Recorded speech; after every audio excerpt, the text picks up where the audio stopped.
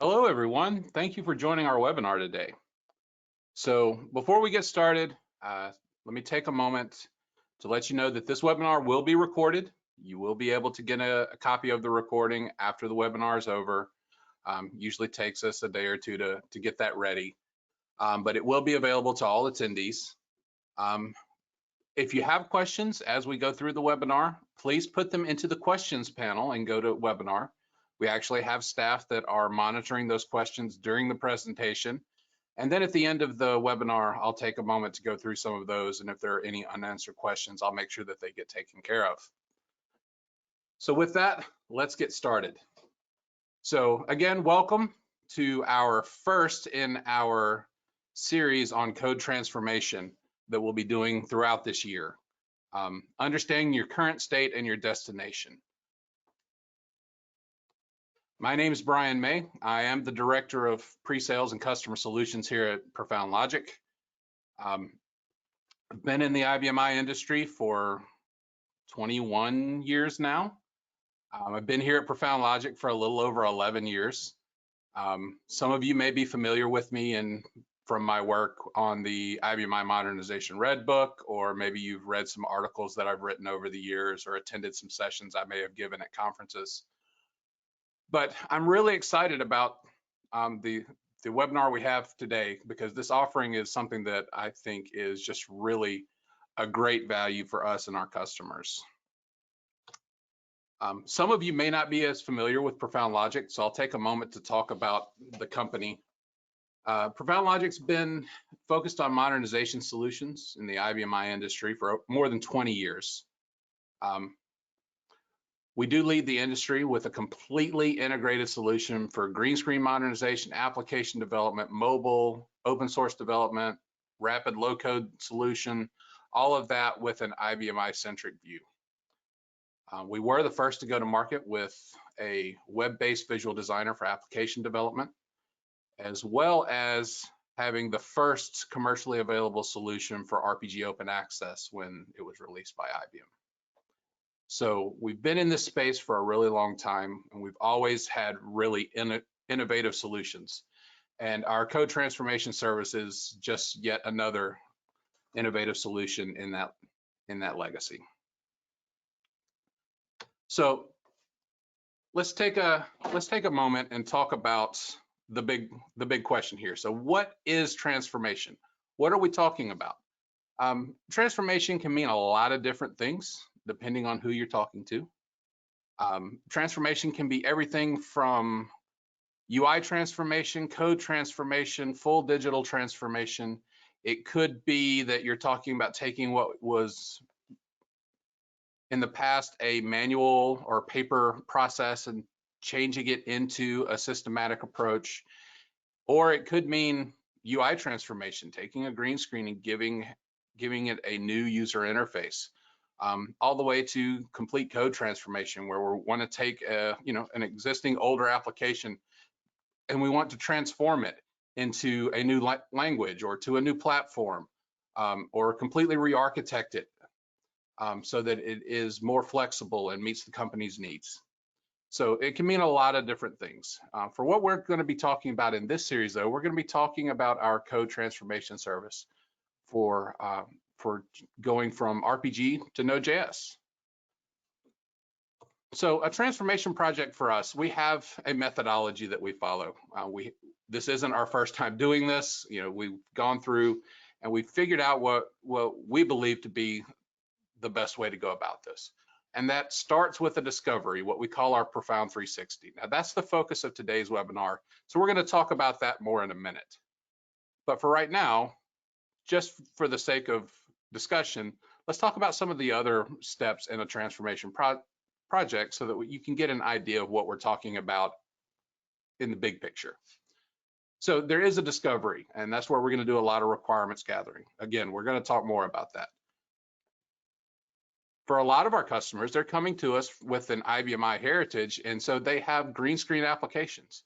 So a key part about a transformation project for them is going to be a UI transformation. We want to get rid of those green screens. We want to transform those into a new web-based user interface. Now that interface can have an RPG or a Node.js backend. That part is flexible, which actually gives us some flexibility to be able to either deliver that as a standalone phase or to do it alongside the code transformation phases of the project. Then talking about code transformation, we do have an automated technology that helps us to transform RPG code into Node.js. Now, this automated transformation is a like-for-like transformation. So we're taking exactly what you had in RPG and we are transforming it into Node.js. The goal there being for it to be exactly the same functionally as it was before. Now, this is an important step in the transformation process. You've spent years, decades even, building your applications to specifically meet the needs of your company. So we want to make sure that we're preserving that heritage. We're preserving all of that work that was put in to build your applications. We just want to take that and we want to move it into a little more flexible environment. Now, you may think, well, there's not a lot of value add for like transformation. Well, there's some truth to that. But during that automated portion of the transformation, we're also going to be doing some other things that add a lot of value. One of those is we're going to actually do some modularization of your applications. A lot of RPG applications out there are really large monolithic applications. So during that transformation using the automated tools, we're going to try to break that apart as much as we can. So every subroutine, every subprocedure within that application is going to be broken up into its own Node.js modules so that we can easily make those things reusable. We can look for repeated subroutines. A lot of code out there has the same subroutine copied into dozens, if not hundreds of different programs. We can identify that, this code is being repeated so that we can then eliminate some of that redundancy. Another big thing that we're going to do there is also, when you're talking about transformation and transforming code from one language to another, that means we're going to touch every single line, which means everything has to be tested. So if we're going to be taking the time to test everything, during this automated portion of the project, we're also going to be looking at building out automated testing and deployment in order to make that process as efficient as possible. It's also going to allow customers, after we do the transformation, to continue to use those automated testing and deployment tools going forward, of course, making them more efficient in their day-to-day work. And once we have that like-for-like transformation in place, then we can start talking about application enhancement, filling in feature gaps. Maybe there are things that you want to do in your application that just weren't possible in RPG or are not feasible. This is the point where we can start delivering that new business value, whether that is, reimagining a workflow or adding new features, new integrations. All of that can happen in this application enhancement phase. So that's a big picture of transformation of a transformation project. The future webinars, we're going to deep dive into each of those areas and talk about the different things that make up a transformation. But the other question that you may be asking yourself is, why do we want to transform? Well, a lot of our customers come to us to talk about transformation for a few specific reasons. Some are looking to use mainstream tooling. They have other areas of their company who are using these industry standard tools for testing or for automation, deployment, and they'd like to be able to do the same types of things with their IBM I application code. So transforming into a language like Node.js obviously makes those types of options available to them. Some customers are coming to us because they're having trouble finding RPG developers. So moving to a language like Node.js opens you up to a larger candidate pool. There are, Node.js and JavaScript more generally, is the most popular programming language in the world. There are millions of developers out there who have some experience with JavaScript. So obviously that gives you a much larger candidate pool to go out and look and to fill developer positions. Some of our customers are looking to integrate with new technologies. Again, Node.js is, on the leading edge when it comes to new technology. If whatever it is that you're looking to integrate with, chances are someone's done it in Node.js already. There are packages in NPM, for example, with all kinds of integrations and functionalities that you may want to use that you just need to go out and install the packages for. And of course, all of these things can lead to increased developer productivity.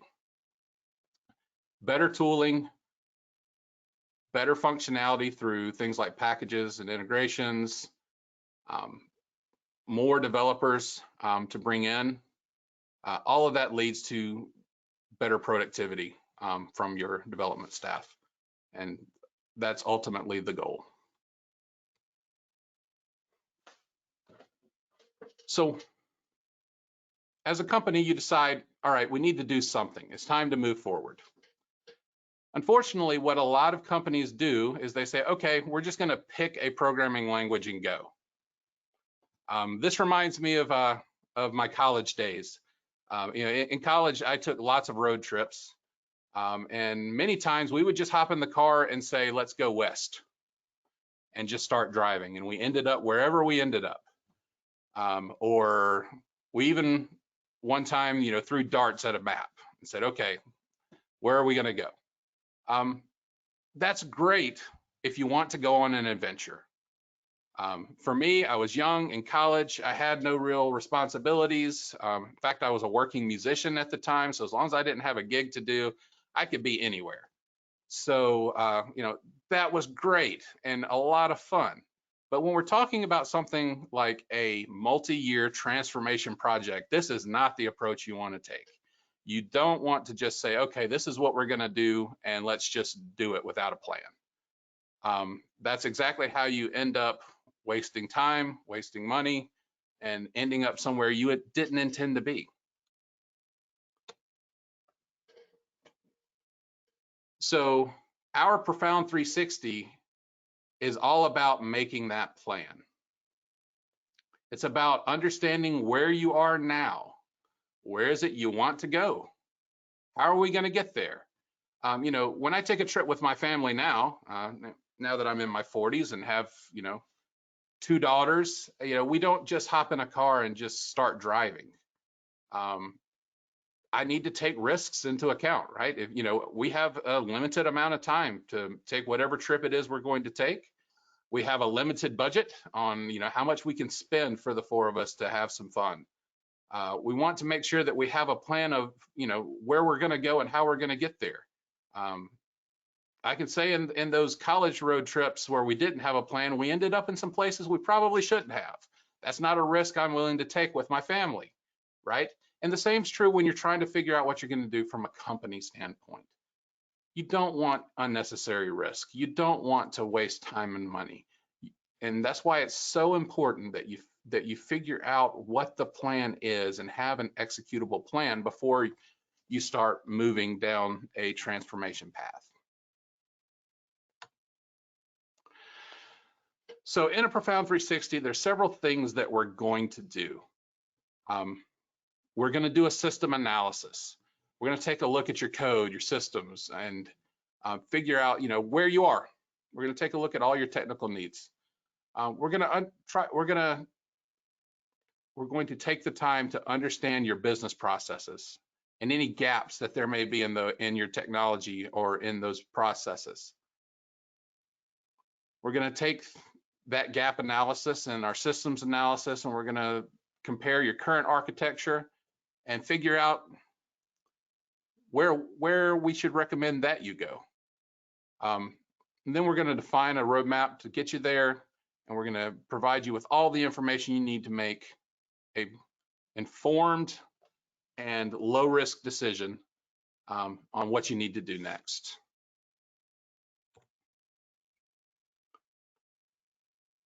So it's going to start with the system analysis.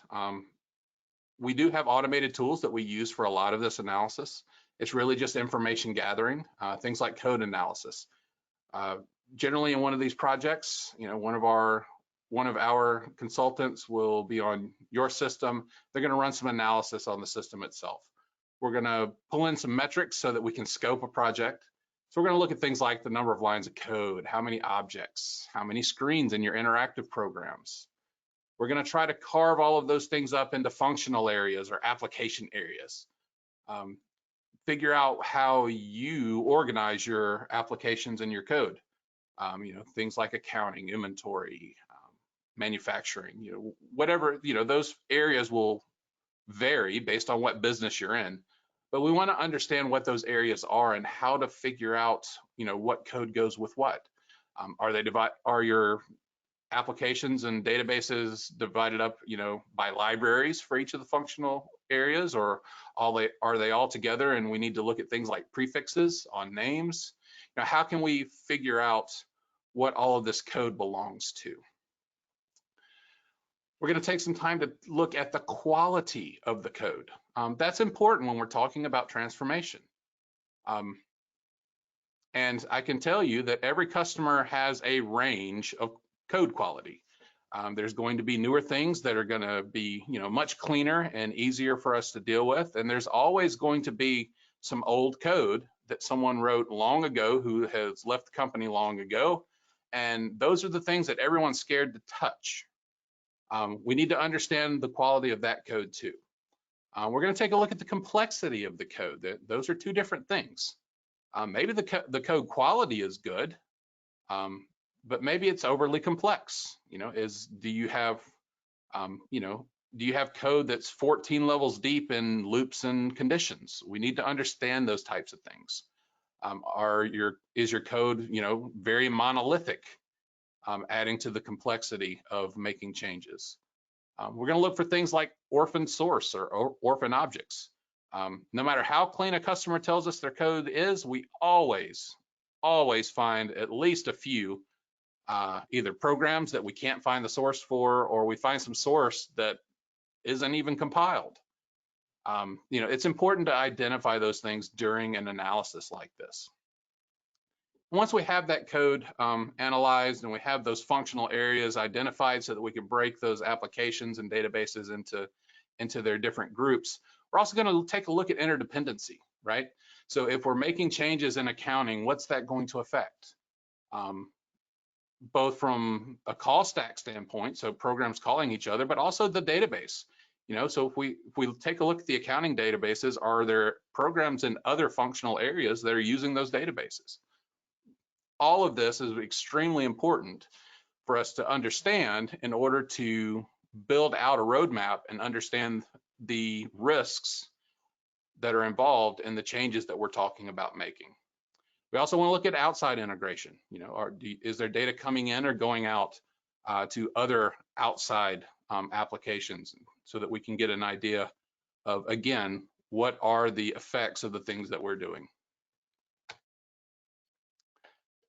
After we look at the code, we're also going to look at your system. We're going to look at your architecture. Look at things like system utilization. Is your system already being pushed to its limits, or is your hardware extremely underutilized? We're going to talk to you about your cloud strategy. Do you have one?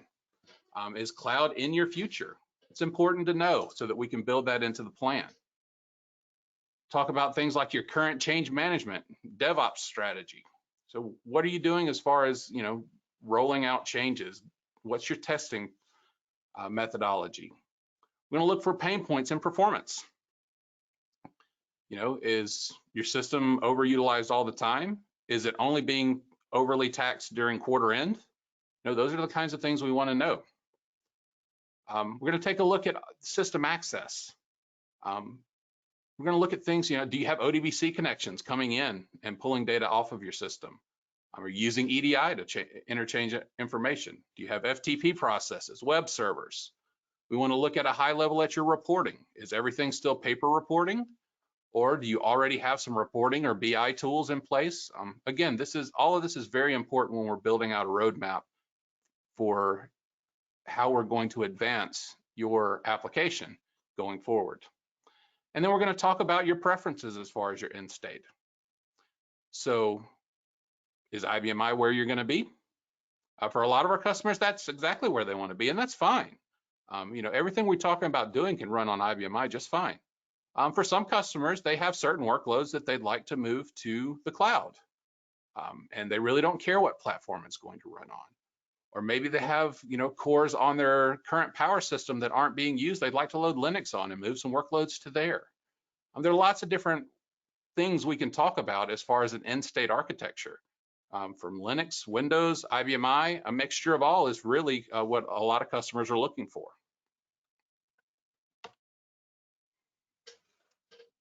Moving away from the technical, we're also going to want to understand your business processes. So this business process analysis is actually going to be very interview based. Our team wants to talk to your stakeholders. Obviously, we're going to talk a lot to your IT staff, as we should. But we also want to talk to executives. This is important. We want to know if there are initiatives within the organization that are going to require technology. We want to know what the direction of the company is so that we can build a plan that's going to support that direction instead of hinder it. We also want to talk to end users. Every organization has end user champions or power users that are the ones that really know how to use a system. We want to talk to them. We want to understand what the shortcomings of the current system are. If there are specific features that they are missing that they need, if there are parts of the system that work really well that they don't want changed. That's important input to get. And so we want to get that from the top all the way down to the bottom. Now, when we're doing these interviews and gathering all these requirements, we want to break that up into smaller sessions. It really is difficult to get that many people into really long, drawn-out meetings. It becomes very inefficient, and things tend to wander a bit. So we break those into smaller groups that are focused on specific topics. We're going to have shorter length interview sessions so that it's easy to schedule. You still have a business to run, so we don't want to pull half of your staff out for multiple days for things that aren't pertinent to them. So that gives us flexibility as far as the scheduling of those items. And those interviews, with the state of the world the last few years, most of that has been happening remote lately. So that is not an issue. We can do all of that remote, or we do have the ability to come on site for these interviews, or a mixture. So once we've done this analysis and this requirements gathering, what we're going to do is we're going to take all of these findings and we're going to start making some recommendations. So we're going to start talking about the target state of your application. We're going to take that from the application standpoint and the architecture standpoint. On the application side, we're going to take a look at area by area, sometimes program by program, and we're going to start talking about some of the options that we have. Obviously, transformation is one of those options. We can transform that application from RPG to Node.js and then figure out where we want it to run and how that's going to work. There are going to be some applications, though, where transformation is not the right solution. There are going to be some that just need to be rewritten. Cases where that may be the right option would be things like the application just does not meet the needs of the company at all. It's an application that honestly your users are fighting with. Maybe it's time to completely reimagine it. Or maybe it's just an extremely simple application that's really old code. It won't transform well, and it's just going to be easier to rewrite. Then, using various tools out there, we can rewrite those very easily and quickly. Some applications just need to be replaced.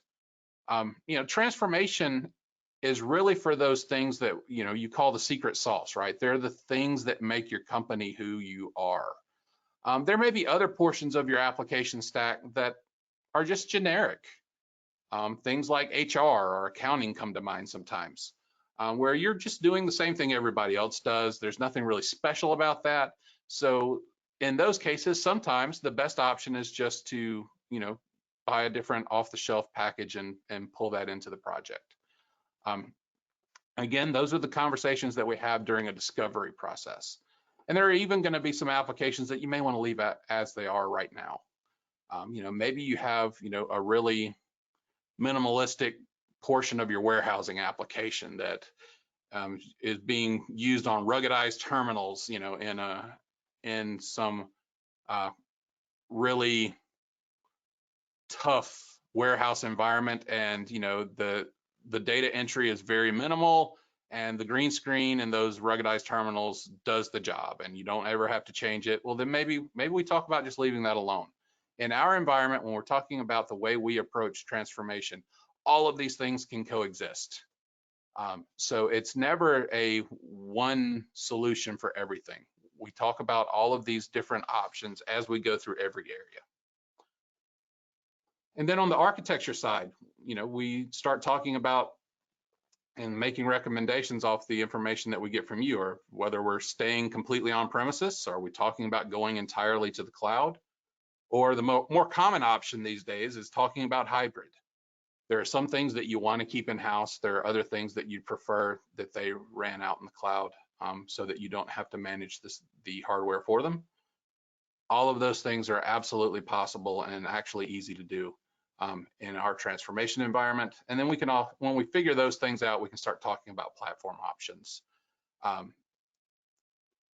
Where is our target platform? Is it IBM? Is it Linux? Is it Windows? Is it a mix? Whatever it is that your company wants, we'll figure out a way to make that happen. So once we have the starting point and we have the destination, that's when we can start building out this custom roadmap. For all but the most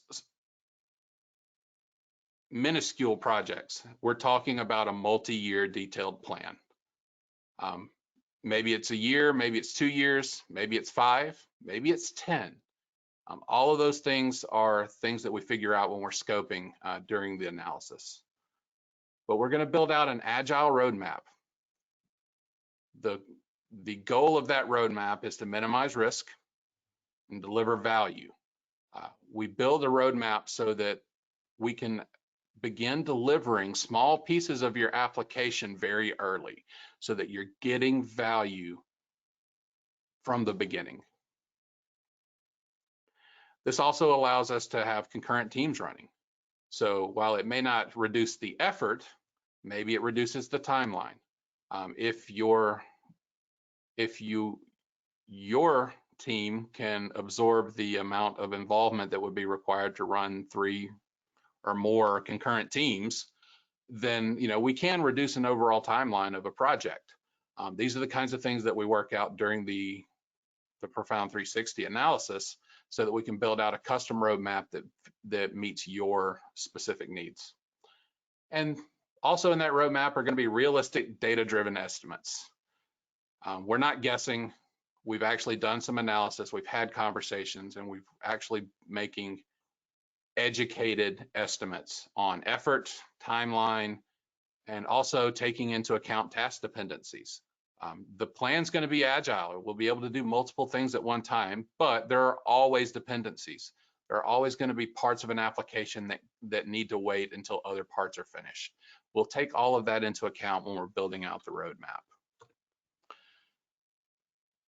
Throughout the entire discovery or Profound 360, we're going to be doing risk assessments. We want to identify all of the risk factors that we can during the planning stages. So we're going to take a look at business risks. Now, what are the risks of downtime while we're deploying these changes, or if something were to go wrong and we need to roll back? What are the things that can cause us to have cost overruns? And what might those costs look like? What are the risks for success of the transformation project as a whole? Some common ones: staffing commitment. This is a partnership. This is not the type of project where you hand a bunch of code to a partner and they just spit new code back at you. This is going to require involvement of your team, especially when we're talking about requirements or testing, documentation, all of these things are going to be better handled by your team members. And so how much staff can you commit to the project? And is that going to be sufficient in order for us to deliver on the schedule that is desired? Invalid assumptions. We're going to do everything we can during a discovery to find out all the information. But there is a risk that, you know, some invalid assumptions may be made. So what do we do to try to keep that from happening? And then once we figure out those risk factors, we'll also come up with some plans to reduce those risks, some mitigation strategies to ensure that the project is successful. So this type of project is obviously not measured in days. It takes some time to go through a proper discovery. I'd say on average for most customers right now, this is 3 to 6 weeks, depending on the scope of the project. It could be longer, again, depending on the scope of what we're talking about doing. But at the end of this engagement, you're going to get some deliverables, and this is the important part. The big physical deliverable that you'll have is a comprehensive analysis document. So you will receive a document with all of the findings of the Profound 360. So you're going to get a detailed picture of where you are now. You're going to get a detailed layout of what the proposed future state would look like, all the way from the code transformation to hardware, network, everything taken into account. The roadmap. How are we going to get from where you are to where you want to be? So all of that would be laid out inside the analysis document. Your transformation and replacement strategies. Again, we're going to talk about things that should be replaced, things that should be rewritten, things that should be transformed. And so the analysis document is going to go into all those different options and the recommendations for each application area. And then the 3 most important as far as your company is concerned, cost estimates. What is this going to cost? How long is it going to take? What's the timeline look like? And what's the risk that we are introducing in doing a project like this? Those are the 3 key elements for getting approval for a large scale project like this. And this document is going to lay all of that out for you so that you can make an informed decision. But the most important deliverable is peace of mind. Investing this time and money to come up with a proper plan after a full-scale discovery is going to give you the peace of mind that you know where you are right now. You know where it is that you're trying to go, and you're going to have an actionable plan to get there and a partner you can trust to help you do it. So with that, I'm going to look to see if we had any questions that came in. If you have some questions now, feel free to go ahead and put those in. And if we don't have any questions, we'll go ahead and get wrapped up in just a moment.